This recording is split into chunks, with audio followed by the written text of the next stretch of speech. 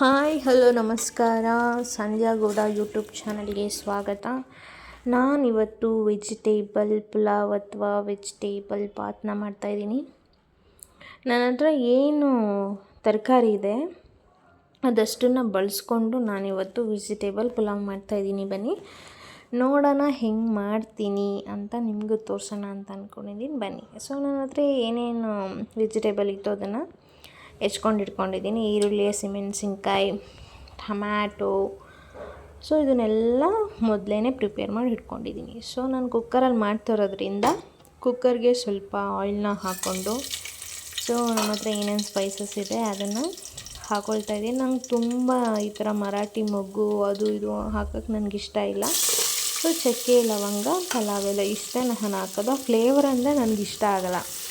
So ಅದನ್ನು ಹಾಕ್ಕೊಂಡು ಸ್ವಲ್ಪ ಫ್ರೈ ಮಾಡಿ.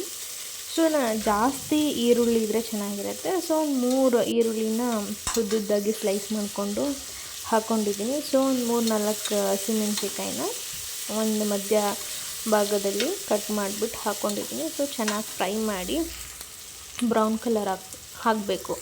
ಅದಕ್ಕೋಸ್ಕರ ನಾನು ಸ್ವಲ್ಪ ಸಾಲ್ಟ್ ಹಾಕ್ಕೊತಾ ಇದ್ದೀನಿ. ಸ್ವಲ್ಪ ಹಾಕ್ಕೊತಾ ಇದ್ದೀನಿ, ನೋಡ್ಕೊಂಡು ಹಾಕ್ಕೊಳ್ಳೋಣ ಅಂತ ಹೇಳ್ಬಿಟ್ಟು ಸ್ವಲ್ಪ ಒಂದು 2 ನಿಮಿಷ ಫ್ರೈ ಮಾಡ್ಕೊಳ್ಳಿ. ನೆಕ್ಸ್ಟು ಶುಂಠಿ ಬೆಳ್ಳುಳ್ಳಿ ಪೇಸ್ಟ್ ಅದನ್ನು ನಾನು ಮನೆಯಲ್ಲೇ ಪ್ರಿಪೇರ್ ಮಾಡ್ಕೊಂಡಿದ್ದೀನಿ. ಯಾವುದೇ ಥರ ಅಂಗಡಿಯಿಂದ ನಾನು ತರಲ್ಲ. ನೆಕ್ಸ್ಟು ಸ್ವಲ್ಪ ಫ್ರೈ ಮಾಡಿದ ತಕ್ಷಣ ಒಂದು ಟೊಮ್ಯಾಟೊನ ಉದ್ದುದ್ದಾಗಿ ಕಟ್ ಮಾಡಿ ಹಾಕ್ಕೊಂಡು 1-2 ನಿಮಿಷ ಚೆನ್ನಾಗಿ ಬಾಡಿಸ್ಬೇಕು. ನೆಕ್ಸ್ಟ್ ಇದಕ್ಕೆ ಸ್ವಲ್ಪ ಟರ್ಮರಿಕು, ಒಂದು ಅರ್ಧ ಟೇಬಲ್ ಸ್ಪೂನು ಚಿಲ್ಲಿ ಪೌಡರ್ನ ಹಾಕ್ಕೊಂಡು ನೀಟಾಗಿ ಫ್ರೈ ಮಾಡ್ಕೊಳ್ತಾ ಇದ್ದೀನಿ. ಇದರಿಂದ ಏನೋ ಆ ಖಾರ ಅಂಶ ಏನಿದೆ ಅದು ಹೋಗುತ್ತೆ. ಇಲ್ಲಾಂದರೆ ತಿನ್ಬೇಕಾದ್ರೆ ತುಂಬ ಖಾರ ಅನಿಸೋದು, ಘಾಟ್ ಅಂತ ಅನ್ಸೋದು ಹಾಗಾಗುತ್ತೆ.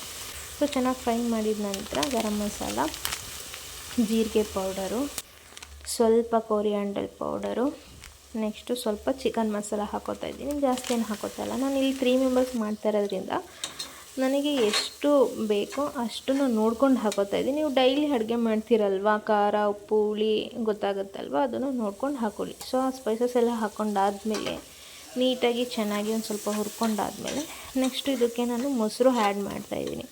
ಮೊಸರನ್ನ ಆ್ಯಡ್ ಮಾಡೋದ್ರಿಂದ ಆ ಟೇಸ್ಟ್ ಏನಿರುತ್ತೆ ಸಕ್ಕತ್ತಾಗಿರುತ್ತೆ. ಸೊ ಒಂದು ಸ್ವಲ್ಪ ನೀರನ್ನ ಹಾಕ್ಕೊಂಡು ಸೊ ನಾನು ಕುದಿಸ್ಕೊತಾ ಇದ್ದೀನಿ. 2 ನಿಮಿಷ ಕುದಿಸ್ಕೊಂಡ ನಂತರ ನಾನು ಏನೇನು ಕಟ್ ಮಾಡಿ ಇಟ್ಕೊಂಡಿದ್ದೀನಿ ಅಷ್ಟೂ ತರಕಾರಿನ ನಾನು ಅದಕ್ಕೆ ಹಾಕಿ ಮಿಕ್ಸ್ ಮಾಡ್ತಾಯಿದ್ದೀನಿ. ಮಿಕ್ಸ್ ಮಾಡಿ ನೀವು ಟೇಸ್ಟ್ ನೋಡ್ಬಿಟ್ಟು ಬೇಕಿದ್ದರೆ ಸಾಲ್ಟನ್ನ ಹಾಕ್ಕೋಬೋದು.